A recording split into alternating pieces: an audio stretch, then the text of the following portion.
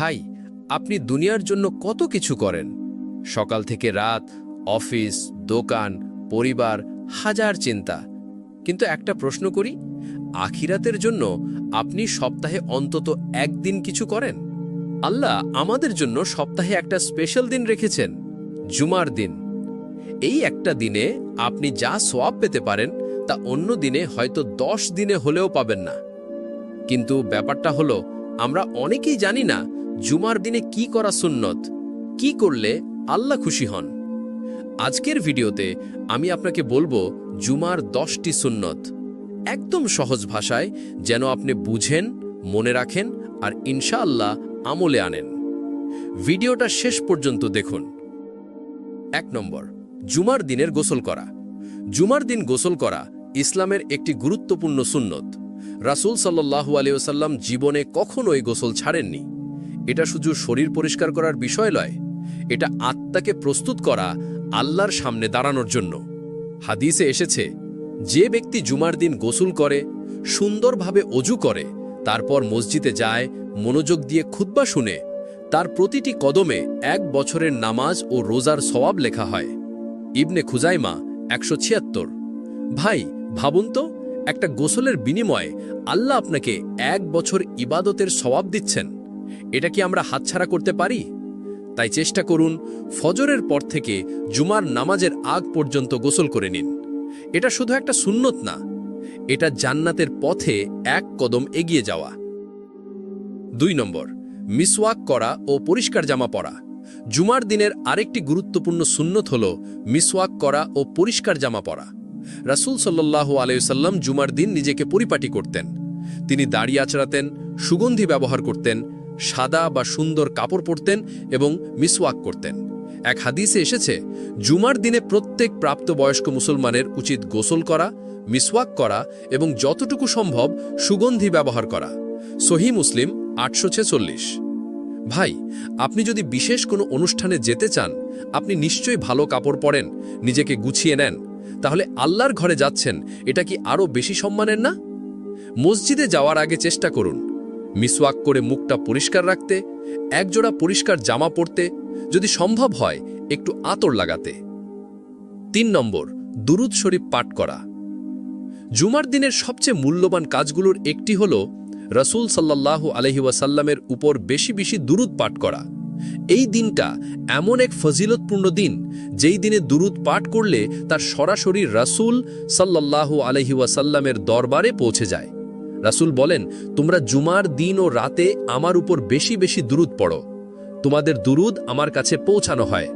আবু দাউদ 1531।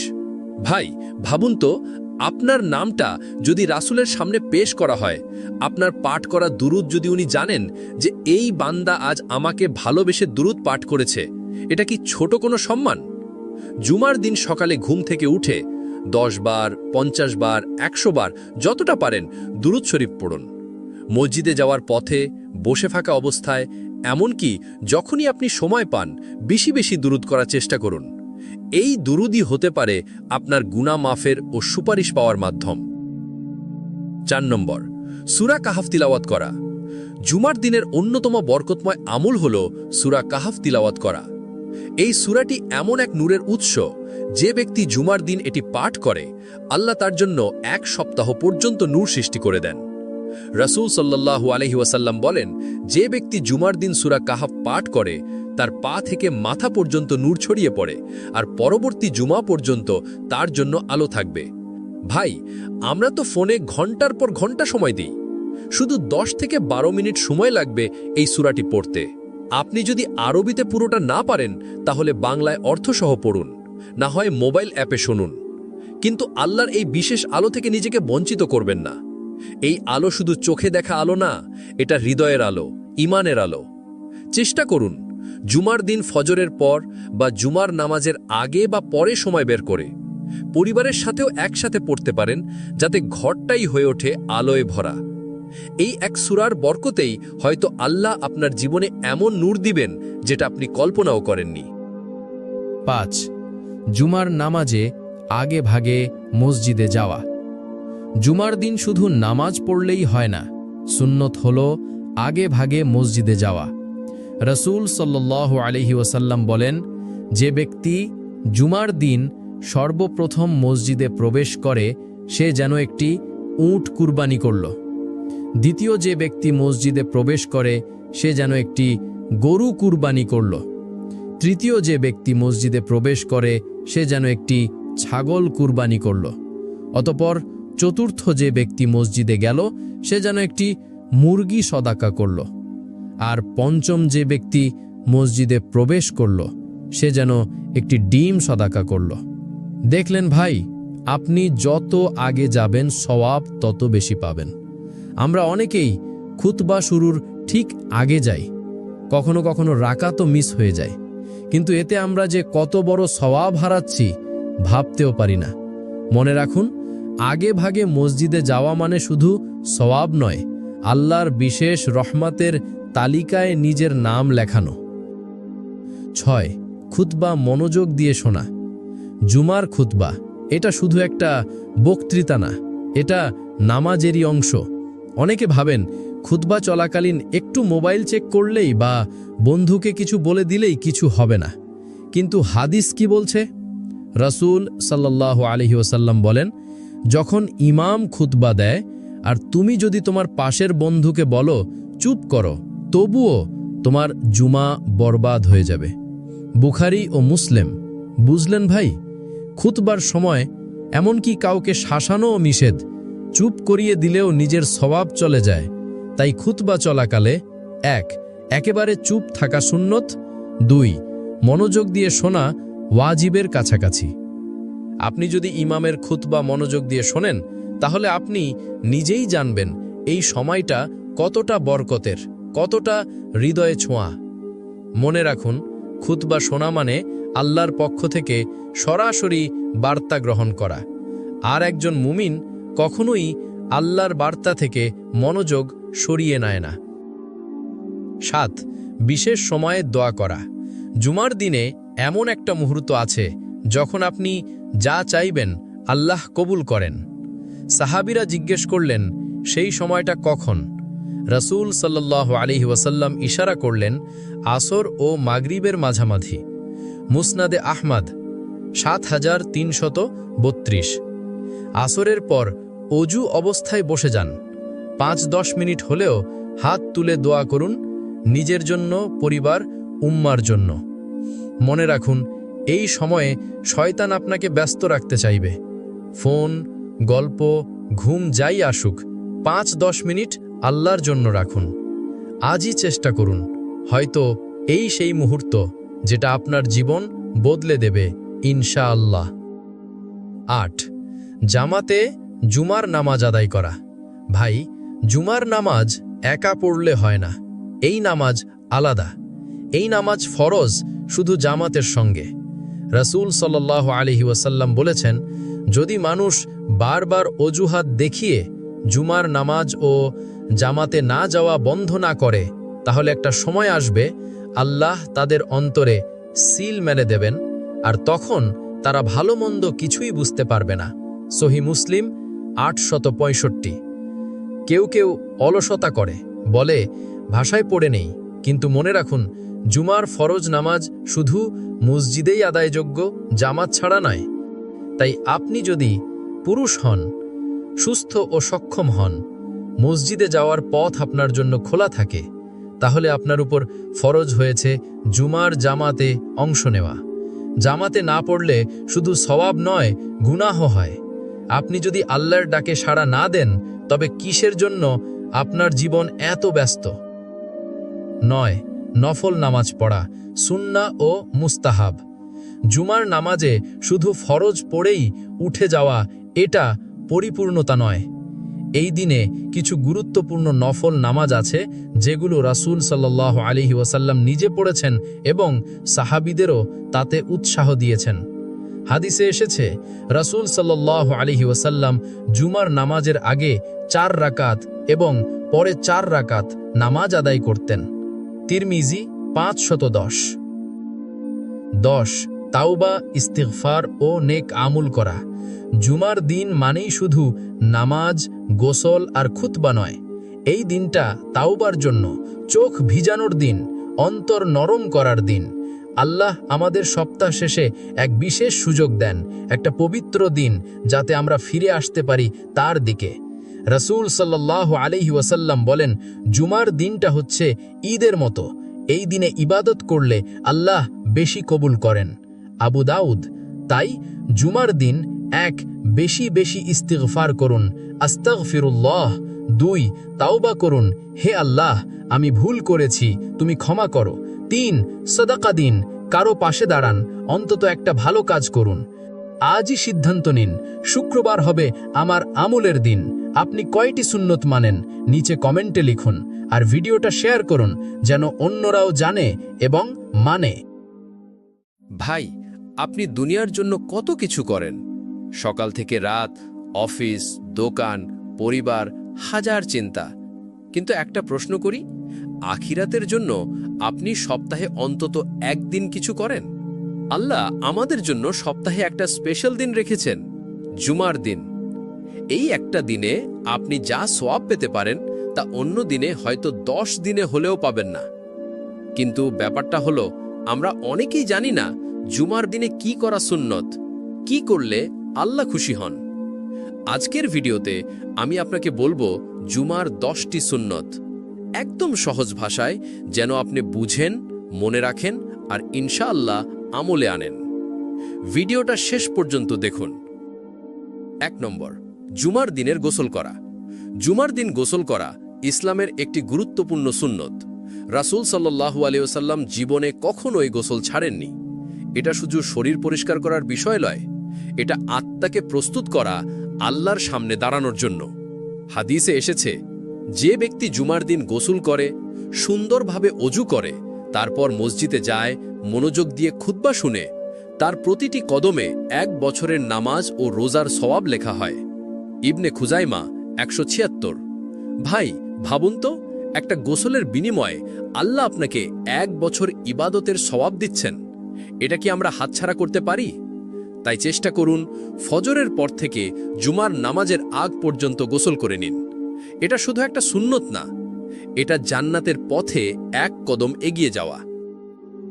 2 নম্বর, মিসওয়াক করা ও পরিষ্কার জামা পরা। জুমার দিনের আরেকটি গুরুত্বপূর্ণ সুন্নত হল মিসওয়াক করা ও পরিষ্কার জামা পরা। রাসূল সাল্লাল্লাহু আলাইহি ওয়াসাল্লাম জুমার দিন নিজেকে পরিপাটি করতেন। তিনি দাড়ি আঁচড়াতেন, সুগন্ধি ব্যবহার করতেন, সাদা বা সুন্দর কাপড় পরতেন এবং মিসওয়াক করতেন।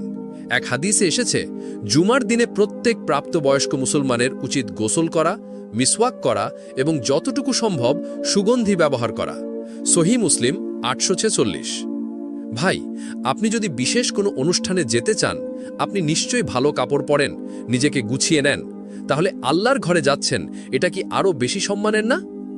মসজিদে যাওয়ার আগে চেষ্টা করুন মিসওয়াক করে মুখটা পরিষ্কার রাখতে, একজোড়া পরিষ্কার জামা পরতে, যদি সম্ভব হয় একটু আতর লাগাতে। 3 নম্বর, দুরূদ শরীফ পাঠ করা।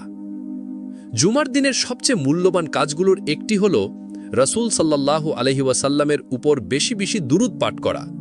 এই দিনটা এমন এক ফজিলতপূর্ণ দিন, যেই দিনে দুরূদ পাঠ করলে তার সরাসরি রাসূল সাল্লাল্লাহু আলাইহি ওয়াসাল্লামের দরবারে পৌঁছে যায়। রাসূল বলেন, তোমরা জুমার দিন ও রাতে আমার উপর বেশি বেশি দুরূদ পড়ো, তোমাদের দুরূদ আমার কাছে পৌঁছানো হয়। আবু দাউদ 1531। ভাই ভাবুন তো, আপনার নামটা যদি রাসূলের সামনে পেশ করা হয়, আপনার পাঠ করা দুরূদ যদি উনি জানেন যে এই বান্দা আজ আমাকে ভালোবেসে দুরূদ পাঠ করেছে, এটা কি ছোট কোনো সম্মান? জুমার দিন সকালে ঘুম থেকে উঠে 10 বার, 50 বার, 100 বার, যতটা পারেন দুরূদ শরীফ পড়ুন। মসজিদে যাওয়ার পথে, বসে থাকা অবস্থায়, এমনকি যখনই আপনি সময় পান, বেশি বেশি দুরূদ করার চেষ্টা করুন। এই দুরূদই হতে পারে আপনার গুনাহ মাফের ও সুপারিশ পাওয়ার মাধ্যম। 4 নম্বর, সূরা কাহাফ তিলাওয়াত করা। জুমার দিনের অন্যতম বরকতময় আমল হল সূরা কাহাফ তিলাওয়াত করা। এই সূরাটি এমন এক নূরের উৎস, যে ব্যক্তি জুমার দিন এটি পাঠ করে, আল্লাহ তার জন্য 1 সপ্তাহ পর্যন্ত নূর সৃষ্টি করে দেন। রাসূল সাল্লাল্লাহু আলাইহি ওয়াসাল্লাম বলেন, যে ব্যক্তি জুমার দিন সূরা কাহাফ পাঠ করে, তার পা থেকে মাথা পর্যন্ত নূর ছড়িয়ে পড়ে, আর পরবর্তী জুমা পর্যন্ত তার জন্য আলো থাকবে। ভাই, আমরা তো ফোনে ঘন্টার পর ঘন্টা সময় দিই, শুধু 10 থেকে 12 মিনিট সময় লাগবে এই সূরাটি পড়তে। আপনি যদি আরবিতে পুরোটা না পারেন তাহলে বাংলায় অর্থসহ পড়ুন, না হয় মোবাইল অ্যাপে শুনুন। কিন্তু আল্লাহর এই বিশেষ আলো থেকে নিজেকে বঞ্চিত করবেন না। এই আলো শুধু চোখে দেখা আলো না, এটা হৃদয়ের আলো, ঈমানের আলো। চেষ্টা করুন জুমার দিন ফজরের পর বা জুমার নামাজের আগে বা পরে সময় বের করে পরিবারের সাথেও একসাথে পড়তে পারেন, যাতে ঘরটাই হয়ে ওঠে আলোয় ভরা। এই এক সূরার বরকতেই হয়তো আল্লাহ আপনার জীবনে এমন নূর দিবেন যেটা আপনি কল্পনাও করেননি। 5. জুমার নামাজে আগে ভাগে মসজিদে যাওয়া। জুমার দিন শুধু নামাজ পড়লেই হয় না, সুন্নত হল আগে ভাগে মসজিদে যাওয়া। রাসূল সাল্লাল্লাহু আলাইহি ওয়াসাল্লাম বলেন, যে ব্যক্তি জুমার দিন সর্বপ্রথম মসজিদে প্রবেশ করে সে যেন একটি উট কুরবানি করল। দ্বিতীয় যে ব্যক্তি মসজিদে প্রবেশ করে সে যেন একটি গরু কুরবানি করল। তৃতীয় যে ব্যক্তি মসজিদে প্রবেশ করে সে যেন একটি ছাগল কুরবানি করল। অতঃপর চতুর্থ যে ব্যক্তি মসজিদে গেল সে যেন একটি মুরগি সদাকা করল। আর পঞ্চম যে ব্যক্তি মসজিদে প্রবেশ করল সে যেন একটি ডিম সদাকা করল। দেখলেন ভাই, আপনি যত আগে যাবেন সওয়াব তত বেশি পাবেন। আমরা অনেকেই খুতবা শুরুর ঠিক আগে যাই, কখনো কখনো রাকাতও মিস হয়ে যায়, কিন্তু এতে আমরা যে কত বড় সওয়াব হারাচ্ছি ভাবতেও পারি না। মনে রাখুন, আগে ভাগে মসজিদে যাওয়া মানে শুধু সওয়াব নয়, আল্লাহর বিশেষ রহমতের তালিকায় নিজের নাম লেখানো। 6. খুতবা মনোযোগ দিয়ে শোনা। জুমার খুতবা এটা শুধু একটা বক্তৃতা না, এটা নামাজেরই অংশ।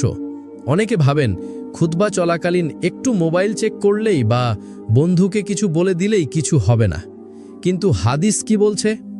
রাসূল সাল্লাল্লাহু আলাইহি ওয়াসাল্লাম বলেন, যখন ইমাম খুতবা দেয় আর তুমি যদি তোমার পাশের বন্ধুকে বলো চুপ করো, তবুও তোমার জুমা বরবাদ হয়ে যাবে। বুখারী ও মুসলিম। বুঝলেন ভাই, খুতবার সময় এমনকি কাউকে শাসানোও নিষেধ, চুপ করিয়ে দিলেও নিজের স্বভাব চলে যায়। তাই খুতবা চলাকালে 1. একেবারে চুপ থাকা সুন্নত, 2. মনোযোগ দিয়ে শোনা ওয়াজিবের কাছাকাছি। আপনি যদি ইমামের খুতবা মনোযোগ দিয়ে শোনেন তাহলে আপনি নিজেই জানবেন এই সময়টা কতটা বরকতের, কতটা হৃদয়ে ছোঁয়া। মনে রাখুন, খুতবা শোনা মানে আল্লাহর পক্ষ থেকে সরাসরি বার্তা গ্রহণ করা। আর একজন মুমিন কখনোই আল্লাহর বার্তা থেকে মনোযোগ সরিয়ে নেয় না। 7. বিশেষ সময়ে দোয়া করা। জুমার দিনে এমন একটা মুহূর্ত আছে যখন আপনি যা চাইবেন আল্লাহ কবুল করেন। সাহাবীরা জিজ্ঞেস করলেন, সেই সময়টা কখন?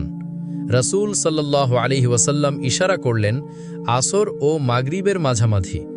মুসনাদে আহমদ 7332।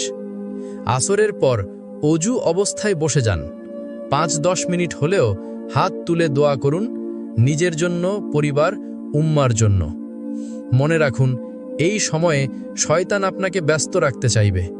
ফোন, গল্প, ঘুম যাই আসুক, 5-10 মিনিট আল্লাহর জন্য রাখুন।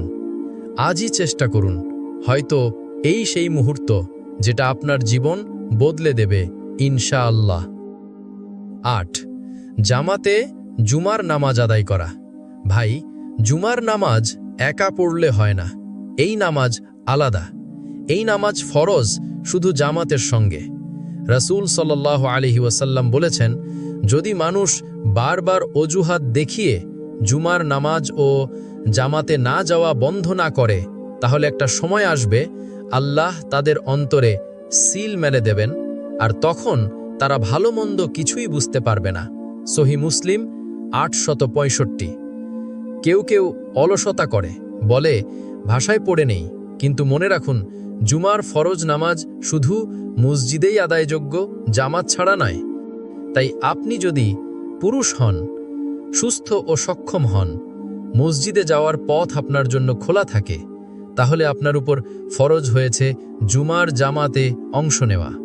জামাতে না পড়লে শুধু সওয়াব নয়, গুনাহ হয়। আপনি যদি আল্লাহর ডাকে সাড়া না দেন তবে কিসের জন্য আপনার জীবন এত ব্যস্ত?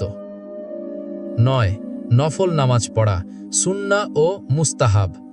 জুমার নামাজে শুধু ফরজ পড়েই উঠে যাওয়া এটা পরিপূর্ণতা নয়। এই দিনে কিছু গুরুত্বপূর্ণ নফল নামাজ আছে যেগুলো রাসূল সাল্লাল্লাহু আলাইহি ওয়াসাল্লাম নিজে পড়েছেন এবং সাহাবীদেরও তাতে উৎসাহ দিয়েছেন। হাদিসে এসেছে রাসূল সাল্লাল্লাহু আলাইহি ওয়াসাল্লাম জুমার নামাজের আগে 4 রাকাত এবং পরে 4 রাকাত নামাজ আদায় করতেন। তিরমিজি 510। 10. তাওবা, ইস্তিগফার ও নেক আমল করা। জুমার দিন মানেই শুধু নামাজ, গোসল আর খুতবা নয়। এই দিনটা তাওবার জন্য, চোখ ভিজানোর দিন, অন্তর নরম করার দিন। আল্লাহ আমাদের সপ্তাহ শেষে এক বিশেষ সুযোগ দেন, একটা পবিত্র দিন যাতে আমরা ফিরে আসতে পারি তার দিকে। রাসূল সাল্লাল্লাহু আলাইহি ওয়াসাল্লাম বলেন, জুমার দিনটা হচ্ছে ঈদের মতো। এই দিনে ইবাদত করলে আল্লাহ বেশি কবুল করেন। আবু দাউদ। তাই জুমার দিন 1. বেশি বেশি ইস্তিগফার করুন, আস্তাগফিরুল্লাহ। 2. তাওবা করুন, হে আল্লাহ আমি ভুল করেছি, তুমি ক্ষমা করো। 3. সাদাকা দিন, কারো পাশে দাঁড়ান, অন্তত একটা ভালো কাজ করুন। আজই সিদ্ধান্ত নিন, শুক্রবার হবে আমার আমলের দিন। আপনি কয়টি সুন্নত মানেন নিচে কমেন্টে লিখুন আর ভিডিওটা শেয়ার করুন যেন অন্যরাও জানে এবং মানে।